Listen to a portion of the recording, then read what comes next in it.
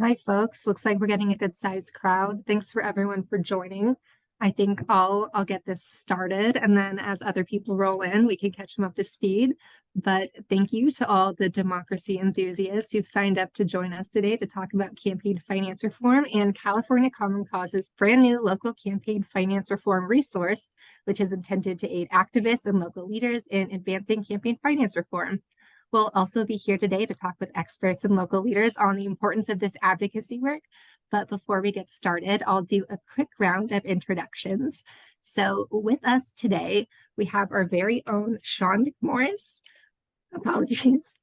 But we have our very own Sean McMorris, who is our Transparency, Ethics, and Accountability Program Manager for California Common Cause. We're also joined today by Anaheim City Council member Carlos A. Leon. We're joined by Trent Lang, the president and executive director of the California Clean Money Campaign. And we're also joined by Daniel Newman, the president of MapLight, a nonpartisan nonprofit research organization that reveals and tracks the influence of money in politics. And he's also the author of Unrig, How to Fix Our Broken Democracy. So if you like this topic, definitely check out his work. So I'll pass it over to Sean to start his presentation. So take it away, Sean. Yeah, good morning, everyone, and thank you for joining. And I'm going to go ahead and jump right into the PowerPoint presentation so that when we're finished, we can go ahead and open it up for questions. And you can also hear what some of our guest speakers have to say. Let's see here. So assuming all of you can see on the screen here, the PowerPoint presentation. I'm just going to go ahead and jump into it. So it's the California Municipal Campaign Finance Index and Report. And this presentation is going to be an overview of the report and the index, as well as a brief tutorial on how to use the index. So, when you're utilizing it, you feel comfortable. So what is the Municipal Campaign Finance Index, or as we call it, the MCFI? So we view it as a tool for the public to better understand and advocate for meaningful campaign finance reforms. And it consists of two parts. So there's a report, which we have right here on the left-hand side. And then it also is the actual index, which is a downloadable spreadsheet that you can filter and work through, which is the screen grab here on the right-hand side. So what is the report? So the report contains an overview of campaign finance in California. It's essentially a brief history until 2022 of campaign finance reform in California.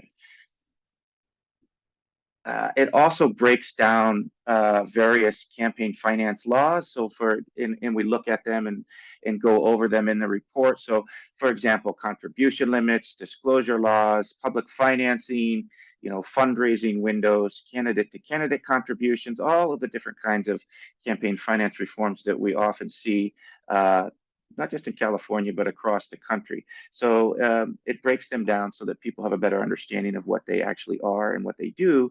And then we also have summary of key findings throughout the report from the data that we've attained from the index.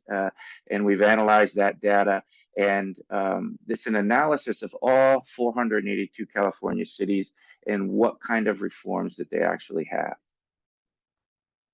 And then we also have appendices, which I think people will find useful in the back. So for example, we have an abbreviated index that you can view in the appendix. We also have a table that breaks down our methodology for how we rated the various reforms in cities as strong, average, or weak. And then we also have definitions that explain what each category in the index is. And then we have multiple summary tables that people can utilize to kind of get basic information about, how many cities have by-district elections, how many cities have public campaign finance reforms. So those are all in the appendix of the report. Uh, some key findings. So we have a lot of findings in the report, but just for example, so we see here that based on what we've analyzed in the report, since the passage of Assembly Bill AB 571, 469 out of 482 California cities, or 97% of all California cities, now have campaign contribution limits.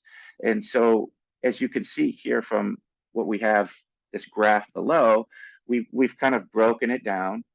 We have cities here that have limits less than AB 571. And for those of you who don't know, AB 571 was a bill passed in 2019, which set default campaign contribution limits for cities that don't already have their own contribution limits.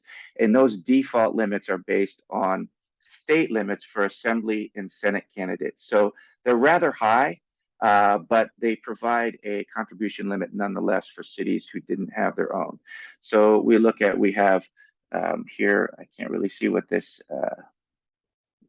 I have something on my screen, but we have a number of cities we show that they have less than the $4,900 limit, which was the 2022 AB 57 default limit. And then we have limits that are cities that have contribution limits that are at or above that limit. And then we have the number of cities that have the default AB 571 limit. And then we also have 13 cities that we've identified that have no limit. And that is because AB 571 has an opt-out clause that a handful of cities have utilized, where if they pass an ordinance or a resolution stating that they have no contribution limits in their city, then they can do that. So there are 13 cities, which is encouraging because most cities have accepted to the default limit at this point. Now you may be asking, so in this report, is your city one of the 13 cities that has no limit? That's something you can go into the index and look at and find out. Another thing that you could find out within this index is, does my city even have contribution limits? And if they do, are they self-imposed, meaning did the city pass them themselves, or are they the default limits from AB 571? And what might those limits be? So all of those things you can find in the index. Some other key findings. So again, people who are wondering about their own cities can check in the report to see where they fall within these key findings in their city. We have 180 California cities, or 37% of all California cities, have self-imposed campaign finance reform. So what that means is reforms other than what are required in the state law, which is the Political Reform Act, which all jurisdictions have to follow, but it does not prevent a city or a jurisdiction from implementing additional campaign finance laws that supplement the Political Reform Act. And generally, as long as they don't pass a law that is counter to or negates anything that's in the Political Reform Act, they're allowed to implement their own campaign finance reforms. And typically what that means is they implement reforms that often go above and beyond what is in the Political Reform Act. And we have identified 180 cities that have those types of self-imposed reforms. There are 64 California cities, or 13%, of California cities have strong campaign finance laws. Now, what that typically means, and this is broken down in the report, is that a city's laws are they're well designed and they're enforced to achieve their purpose. And we have a grading metric which is broken down in the appendix on how we've determined whether a city has strong, average, or weak laws, which we'll show you later. But we've identified that 64 of them have strong laws. 7 California cities have campaign public finance systems, and you can look at the report to find out what type of campaign finance systems they might have. 143 California cities, or 30% of all California cities, have self-imposed campaign contribution limits. So those are limits, again, referring back to AB 571, which is the state's default contribution limit. These are cities that have limits other than that. And then we have 109 California cities, or 23% of all California cities, have contribution limits that are less than $1,000, or they are $1,000 or less. So what is the actual index? We talked a little bit about what is in the report, but the index itself consists of all California cities with self-imposed campaign finance laws, which is our 180 cities. And the data is recent to 2022. So this is important to note because earlier I said the report analyzes campaign finance laws in all 482 California cities. The report does analyze all cities, and it gives information and summaries and data based on AB 571 as well. So all of the cities, but the actual index represents the cities that have campaign finance laws that are other than what is required in the Political Reform Act. So if you don't see your city in the index, then that means it has either opted out of AB 571, or you can just go to the Political Reform Act to look and see what kind of campaign finance laws it's beholden to. The 180 cities in our index, again, are the cities that have laws in addition to what is in the California Political Reform Act. And within that index, we have 34 categories, or 34 columns, which are defined at the top of each column, as well as in Appendix 2 of the report. And then there are actually 2 interactive downloadable indexes in an Excel format. So one of them is a clean index, which means there's no notes. It's just the numbers and the data. And then another one is an index that's exactly the same, except that it has notes in it that give more information on particular reforms in a particular city, if you wanted more details. And so I did a screen grab here. This is a picture of the Excel sheet of the clean index. You can see at the top, we have all of the columns, and there's a little purple tab here. And that's where you can scroll over and it will give an explanation of what the category is there. You can also see that we have some hyperlinks that actually take you to the particular sections of a city's either municipal code or charter, so that you can go right to their campaign finance laws and look at them. And other than that, it's just the data that you can filter. Now, the difference between that and the downloadable Excel index with notes is that everything's the same, except you'll have more of these purple tabs in the corner of some of the cells. And what that means is you can scroll over those little purple tabs, and a window will pop out and give you more information about that particular law in that city. So if, for example, a city, in some instances, their their contribution limits, they will have different limits for the mayoral race and city council races. So I might have noted within that contribution limit, okay, here's the contribution limit for council members, but then the alternative contribution limit for their at-large mayor is different. It's this. So you can get that information through the notes.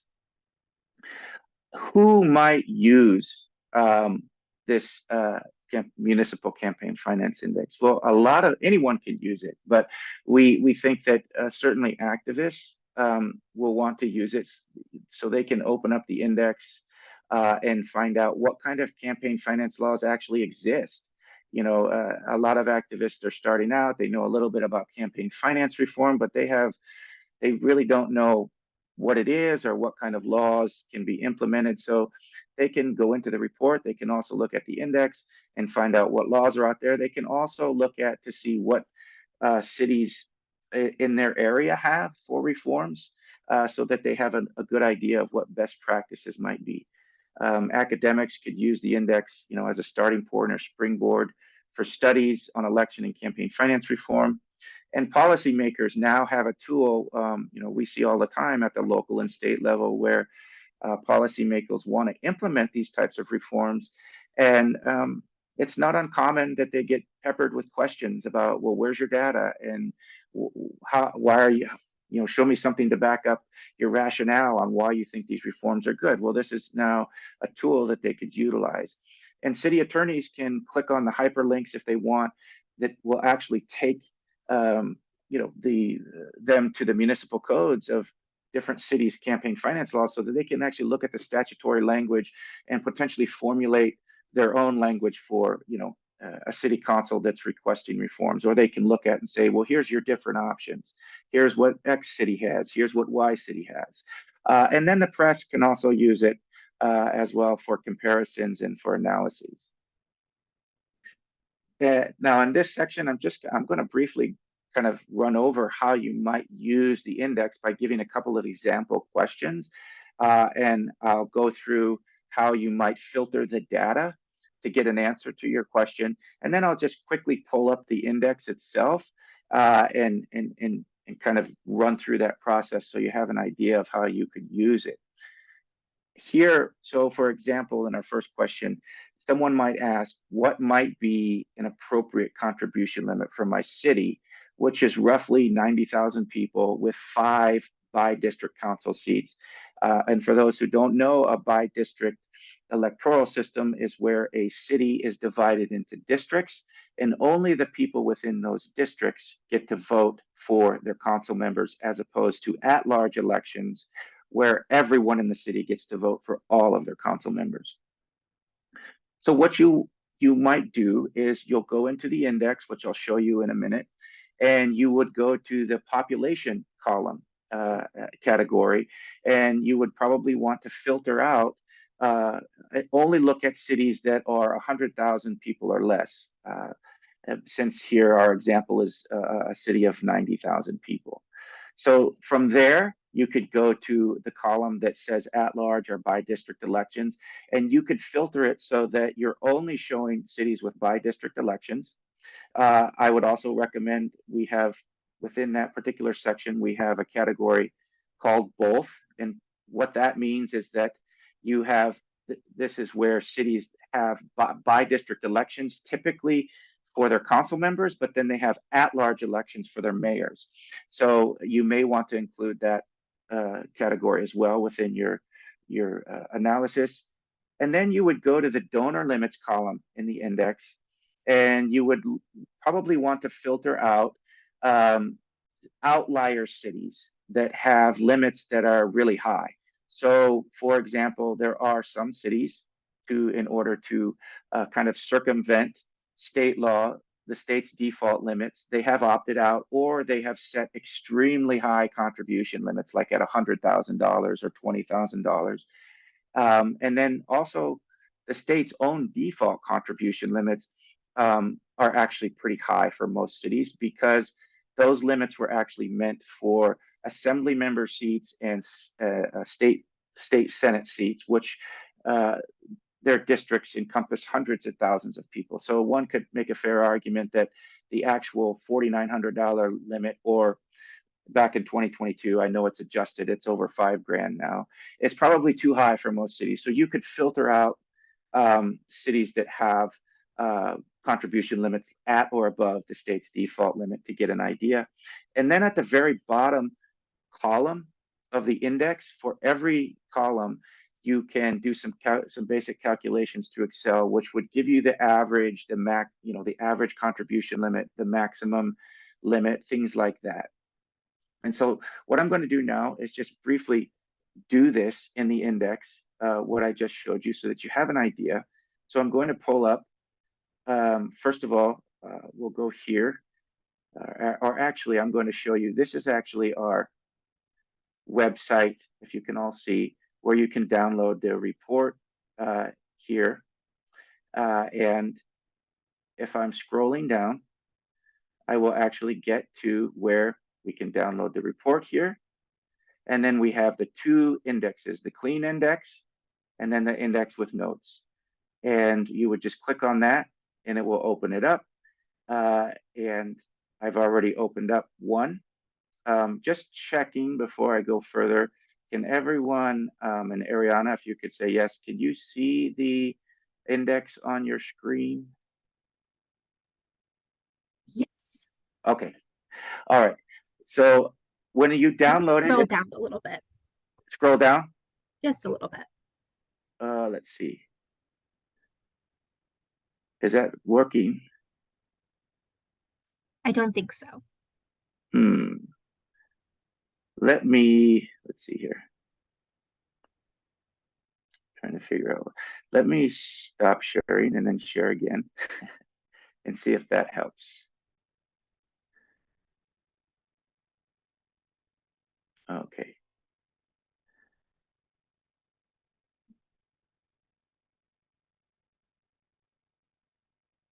Is that any better? Yes. Okay. So as you can see, this is the clean index with no notes. But when you download it, it's going to ask you to enable editing, and you'll want to do that so that you can actually interact with the index.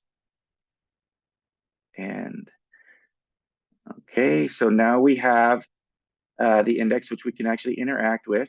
And you'll see if you scroll over some of these tabs, the definitions will pop out here at the top.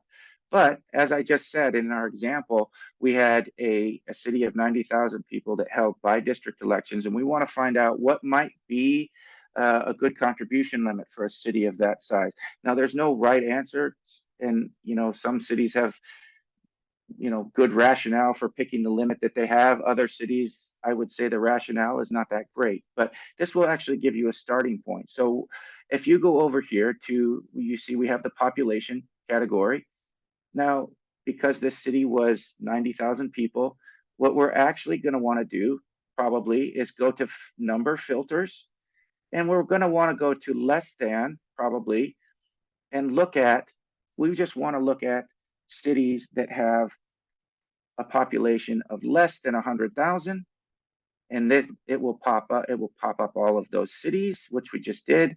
And then we'll go to over here. We talked about, since it's by district elections, we're going to want to do by district elections only, as well as both, which include council people who were elected by district. So we're going to deselect the at-large cities, as well as from district. We're going to deselect, because from district, they have districts, but they still vote at large. So we're going to go ahead and hit OK, and it will filter it so that we only have by district cities with less than 100,000 people in them. And then we're going to go over here to the contribution limits, actually here.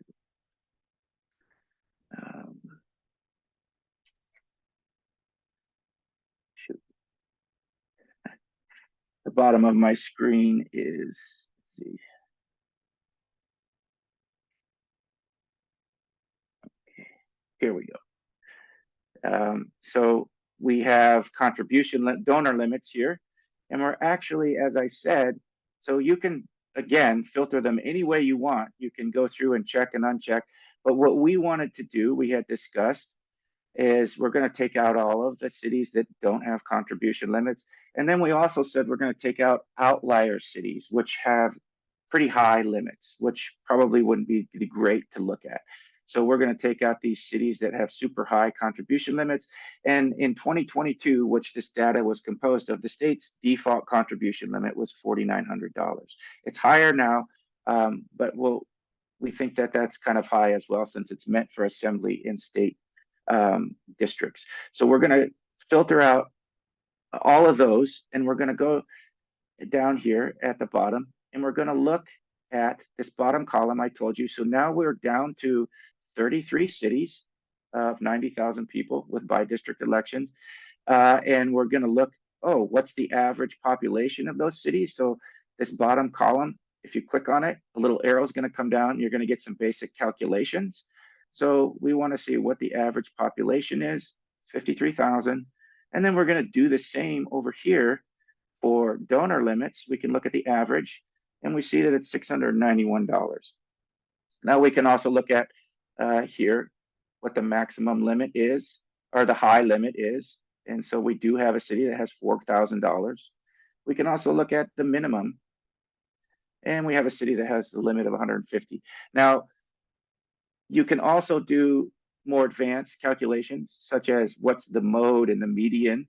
You do have to download some more stuff on your Excel. So often what I'll do is I'll cut and paste this info into um, Google Docs, I'm sorry, Google Sheets, which actually provides you with the option to look at the median and mode without having to download anything else. But this gives you an idea. Now you have a starting point on what a city of 90,000 people that holds by-district elections, what a good contribution limit might be. And then you can analyze it from there.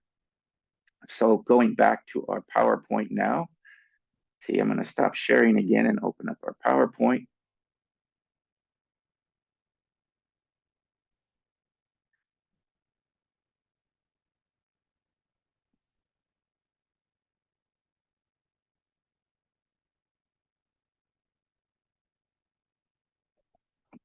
And so this was our first example. We went through all of that.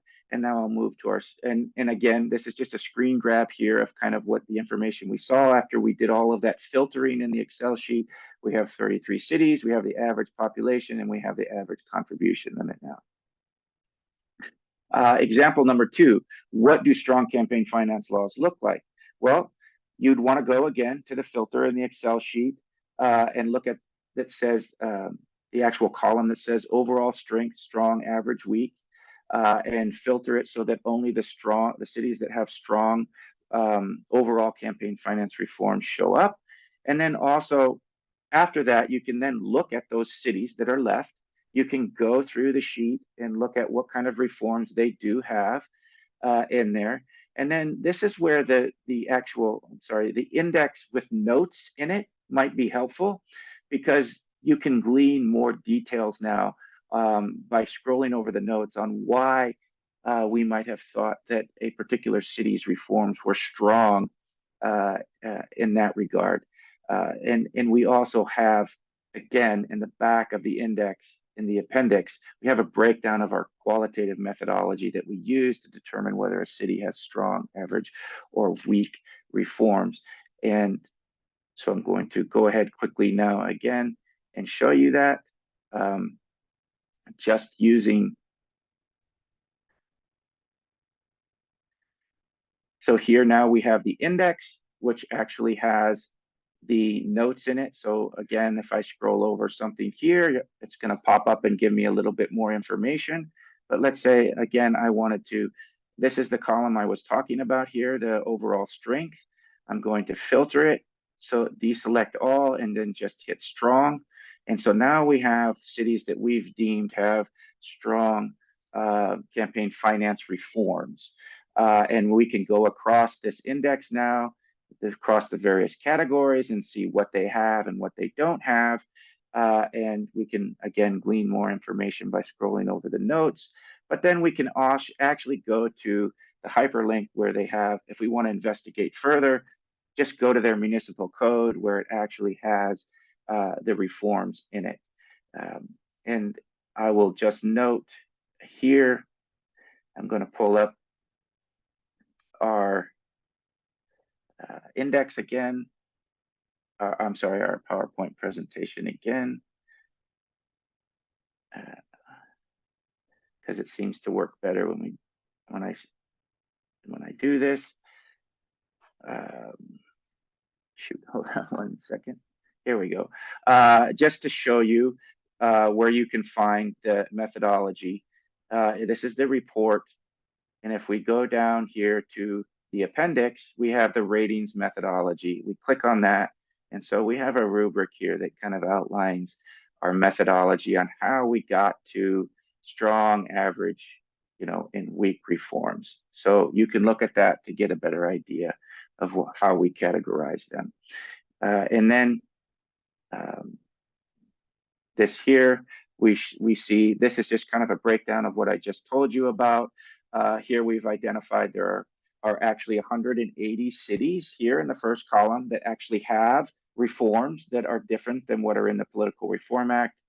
We have 69 cities in there that have weak reforms. We think overall 47 have average and 64 have a strong package of reforms. And that graph and the other information is in the report. And then for our final example, I'll just do how many cities have campaign public finance systems and what do they look like? So again, we have a column in the index that's just for public financing. So you would go to that column in the index and you would filter it so that you're only showing cities that have campaign finance index. It's not a lot of them. I think it's 7. And then from there, you can look at what types of uh, public financing systems they have, as well as other reforms outside of campaign public finance that those cities have. And then also another helpful tool, again, in Appendix 6 of the report, we have a summary table of the types of campaign finance systems that the 7 cities in California have, which you can go to and look at, which could be further helpful. Again, I'm going to pull this up so that I can just show that to you quickly.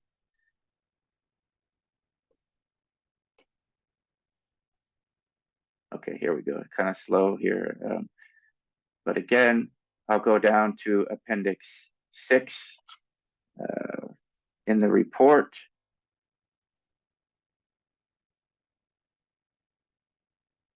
And here you can see where we have a summary of the different cities and what their criteria are to qualify for their public finance systems, what kind of systems they have. And so that might be a helpful table as well that you can utilize in the report. And there it is. And so basically, before I end and open it up for questions, I just wanted to note some limitations and some updates that will be occurring on the index. So the data is limited to 2022. One might say, well, why we're in 2024? Well, this was a multi-year task to get all of the data in. And at some point, we had to cut it off. These laws are very fluid. They're constantly changing, especially cities that have adjustable contribution limits that adjust to CPI. So we had to determine, okay, so that we could actually write the report. We're going to collect everything. It's going to be current to 2022. But in the meantime, I've also been collecting information on updates so that we can update the actual index, maybe by the end of the year. So we have data in these downloadable indexes. It's going to be updated, hopefully periodically, when we have the capacity. And what that will look like is we'll keep the same Excel sheet on there, but then we'll add a new tab that just says, 2024 update, which will, any updates that we come across, whether our interns, put in the new contribution limits for adjustable limits, or a city passes new laws or repeals laws, to the best of our knowledge, we'll add those so that at least the index is up to date and you'll have the different time periods on the tabs in the Excel sheet to look at. And then also too, just of note, it would be helpful for people who, if they come across a city that is implementing reforms that are not on the index, or they have suggestions, or they find potential errors, you can email me, which is my email there, smcmorris@commoncause.org, so that I can go in then and take a note of those updates so that when we do update the index, that can be included. And that is all for our presentation. So I'm going to go ahead and turn it back over to Ariana so we can do question and answer. And I'll stop sharing now. Okay. Thank you so much, Sean. That was fantastic. So we do have 2 questions in the chat. I do believe that they were asked for some of your earlier slides, but Samia Kamal asks, are the cities listed in the index all incorporated? Well, a city is basically, yes, they're all incorporated cities. So often, and I'm not quite sure, but I know that like cities that are unincorporated, often they fall under the purview of a county. We don't have counties included in here, but sometimes I think those unincorporated cities might fall under the jurisdiction of another city, but we don't have unincorporated cities included in the index. And I'm not sure if unincorporated cities have or are able to pass their own campaign finance laws or not. That's something I'll have to look into. Good question. And then Bob Stern asks, please name the 13 cities that have no laws. And in the interest of time, if you don't know it off the top of your head, Bob will email you after. But if you do know them off the top of your head, Sean, go for it. Yes, actually, let me see here. I'm just looking at my actually, yeah, it's in the report. Let me go ahead and while we do the presentation, the testimony, I'll go ahead and pull up. We have a table in the report that shows those 13 cities. I'm going to go ahead and find it, and I can screen share it a little bit later. Awesome. And then one last question. Are there, or two more questions. Are there any plans to expand the index to county level in the future? Yeah, I've gotten that question multiple times. I think that's a great idea. It's going to depend on our capacity. Now we have a template for how to do it, so hopefully the process will go better. And there are much fewer counties than there are cities, so potentially it would not be as big of a lift to do. So I'm hoping that we can do that in the future. And we always get a wonderful crop of interns that can really help us mine data. So I'm not ruling it out, but hopefully, but not a definitive yes. Great. And will the scope of this project expand to include anything like school boards, county board of education, or other agencies?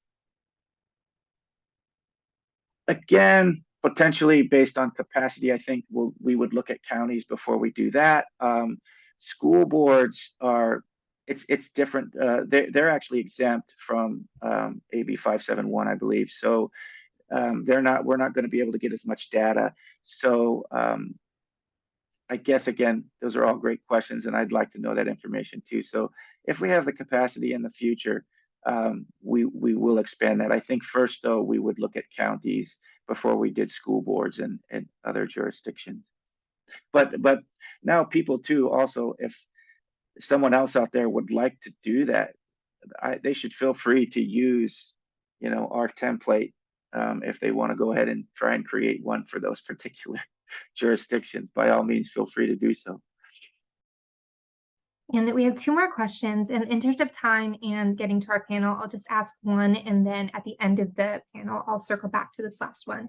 But the first question is, can a collective of cities be created in the report?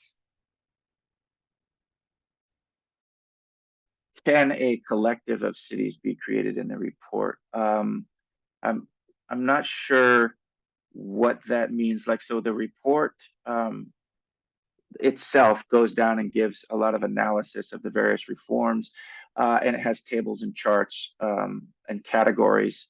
Like we have a table of the 13 cities that have bypassed AB 571. But what you can do in the index, like for example, if you're thinking of you want to create a collective of cities, you can go ahead and do that on your own by utilizing the index and filtering it so that you're only looking at the particular collective of cities that you want to see. So let's say you have you just want to look at Orange County cities, so you can filter the cities out that are not Orange County, and then you can look at the reforms in there in the index that all Orange County cities have, and so you can get that information that way. Thank you. And Sean, I know you asked that question, not you, Sean, but another Sean. And if that didn't answer it, feel free to hang on till the end of the webinar and we can talk about that a little bit more. And we have one more question related to Citizens United. I will also save that for the end because that could potentially take a lot of time. So thank you so much, Sean, and thank you everyone for asking your questions. Again, my email is in the chat and in some of the answered questions. So if there's any follow-up questions after that, you can reach out to myself or Sean and we'll get back to you. But now we'll move on to our panel discussion. So I invite all of our wonderful guests to come back on camera. And as a reminder to folks here, we're joined by Anaheim City Council member Carlos A. Leon, Trent Lang, the President and Executive Director of the California Clean Money Campaign, and Daniel G. Newman, the President of MapLight and author of Unrig: How to Fix Our Broken Democracy. Thank you all. So our first question for our guest today is, do you have any experiences with campaign finance reform that you would like to share, either positive or negative? And could the Municipal Campaign Finance Index have aided you in these efforts?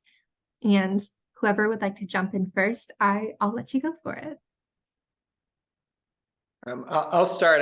I think that this is, first of all, Common Cause and Sean, this is just a terrific tool, and a huge amount of research is going to be useful for many years to come. I think like just to pull together all in one place the history and complexity of campaign finance is a feat in itself, and to provide all that data for the cities is just going to be a wonderful contribution to the field that is going to keep on benefiting. I've been involved really closely in a number of cities in California. Berkeley and Oakland passed different public funding of elections laws that I was closely involved in. And one of the common questions that comes up from cities and potential supporters of reform is, what are other cities doing? And it's always turning to others in the state. That's just sort of how cities work, is tending to look what's close. And so to have this at one's fingertips, especially for any kind of like academic group or advocacy group, like always kind of under-resourced, it's hard to pull together all that research to make this one compendium is just going to make it so much easier to directly answer the question, what do other cities do, and be able to point to that. I'll hop in here. I want to echo what Dan said. This is just going to be an incredibly useful tool. So great work to Common Cause and Sean. This was quite a task. California Clean Money Campaign and I personally have at certain points needed specific subsets of this sort of information, like which cities have public financing, etc. It always takes a lot of work to get that down. So having this is incredibly helpful. And I'll just mention a couple on the experiences side. California Clean Money Campaign works both at the state and the local level. We've worked at, for instance, passing the California Disclose Act, the law that was passed to make California the first state in the country to require the top 3 funders of ballot measure and independent expenditure ads to be clearly shown on the ad itself on a solid black background, and each top funder on a separate line, so you can read that. So you see those lines. That sort of reform at the state level can often take years and years. That particular law took 7 years to pass. So one lesson is never give up when it comes to pushing reform. Keep building, keep getting great partners, like we had partnered with Common Cause and League of Women Voters and so many others. Keep going with that. At the local level, the same thing. We've also worked on the local level with public funding of campaigns, sometimes with MapLight. In Los Angeles, there's a process to strengthen its matching fund system from a 1-to-1 matching fund system that was okay, but helped big donors more than small donors, to a 6-to-1 system. That took coalition work and grassroots works, years of effort, and each of those, both cases, having the sort of information to point to other cities and what they're doing was always crucial, which is why this will be so helpful going forward. Agreed. I think one of the takeaways that you all mentioned is not giving up, right? So I get to represent the hometown I grew up in, obviously the city of Anaheim, quite a little town. I was elected in 2022 following an FBI corruption scandal. And so for me, it was very important to try to focus on things related to ethics, transparency, accountability, obviously campaign finance being one of the prime topics of conversation in regards to really all of those, especially in our situation. So we've been able to, I'm not saying that we're there yet in terms of doing everything that we've set out to do, but slowly but surely, we've been able to do at least a couple of things that I want to highlight. One of them is setting individual candidate contribution limits for an individual's campaign, as well as setting a timeline of 12 months after a campaign for a candidate to relieve any campaign debt that they have. And one of the things that one of my former employers used to say a lot is not letting perfect be the enemy of good.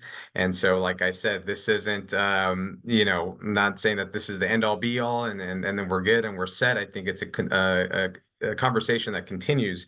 And these are baby steps, but at least steps in the right direction. So hopefully continuing the conversation, being able to use this index and the information that's in there, I think is definitely helpful and useful, and look forward to continuing that conversation here in Anaheim. Thank you all so much. So our next question, how do you see the Municipal Campaign Finance Index being useful in your work moving forward? I'll start again. I think one of the things that came to mind is one of the charts in the report was showing all of the cities that have limits and then the ones that have actually reasonable limits. And those are two different groups. And so just the ability to, political winds are always shifting, right? New reform, transparency oriented members get elected or some leave office.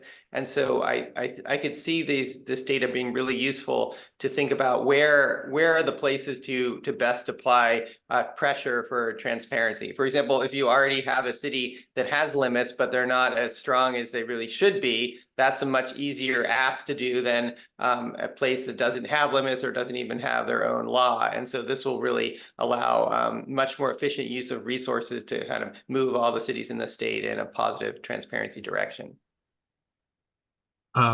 Yeah, and for all the work that California Money Campaign does, both at the state level and the local level, we are always, first in terms of guiding the policy, as Sean described, it's very useful to be able to look at what cities are doing and how, and how it's working, and just have that guideline to see how their law is implemented.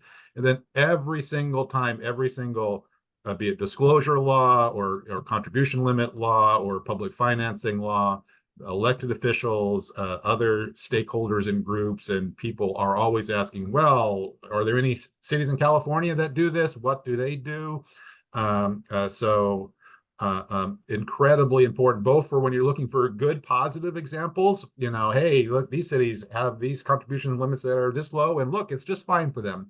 Or when you're trying to stop bad examples that happen, that can happen from time to time. There's a bill in the legislature right now that Common Cause and Clean Money are trying to make less bad, and being able to point to this sort of data is important. So, and that's true at the local level as well. So useful for all sorts of legislation and education both.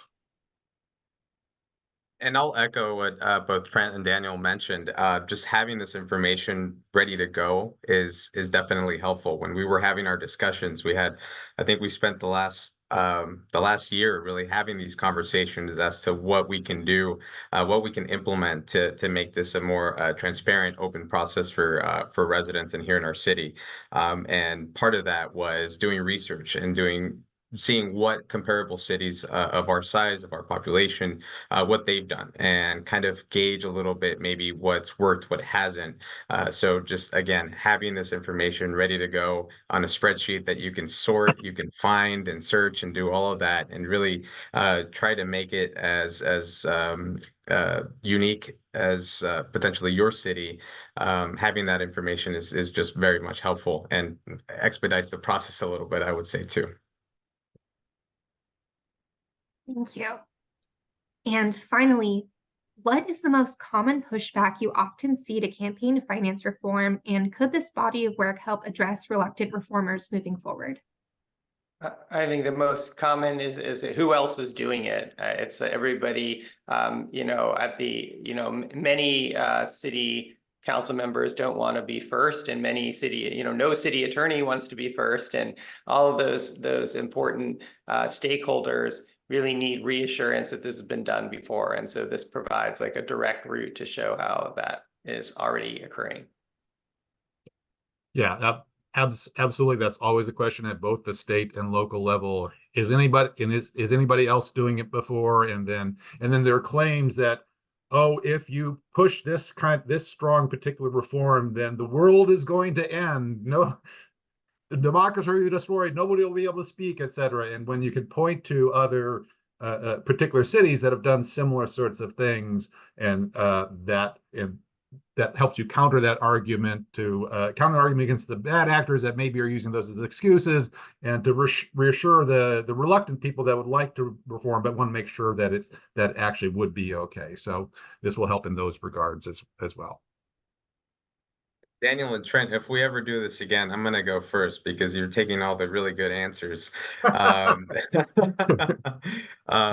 yeah, no, I agree. And again, just having this information readily available, I think part of the pushback also, at least in my experience, has sometimes been a little bit of fear of the unknown or fear of unintended consequences. During our conversations, I remember there were a lot of questions, myself included, of, well, what if this scenario happens, or what if this scenario happens? And we can just go down that rabbit hole of different scenarios, which is important to have that conversation and to make good policy and ensuring that we're not having those unintended consequences. But I think sometimes that is a little bit of a pushback. But I think if there's a message, though, I think it's, yes, other cities are doing it. No, I think, Trent, you mentioned it. The world has not ended. The sky has not Right. fallen. Right. And another thing to just, I want to highlight, obviously, one size doesn't fit all, right? Different cities, different towns are going to have different issues. Our city being the largest in the county, we have a different, a more complex set of issues as to a smaller town, right? But at the end of the day, having the discussion, having the conversation, and just being able to move forward, whether even if it's the small baby steps, just moving in that right direction, I think is definitely helpful, and hopefully will help other cities and towns across our state and country to be able to take that leap of faith and actually try to implement some of these reforms.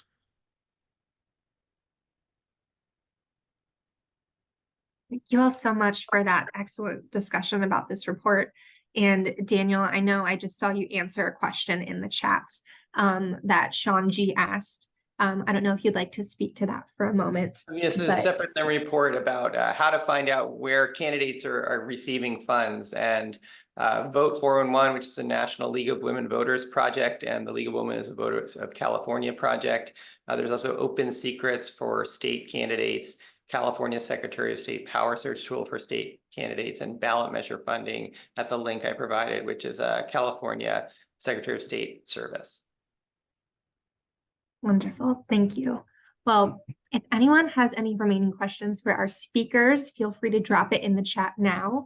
I will ask our last final question for Sean or anyone else that would like to jump in. But Gail asks, how does Citizens United affect the campaign finance laws in California?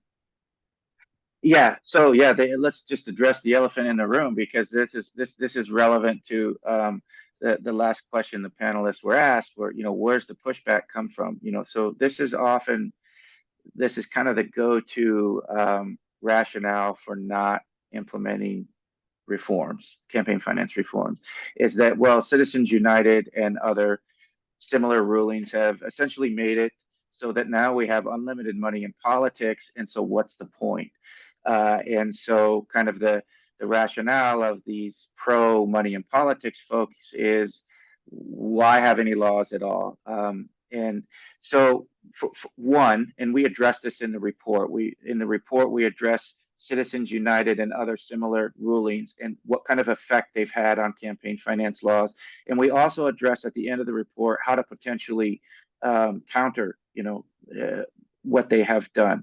But one, there's no silver bullet. We can't, for the time being, we're stuck with those rulings, and we have to live with them. But I think there are plenty of good reforms that can still be implemented in light of these rulings. So, for example, Trent was talking about disclosure.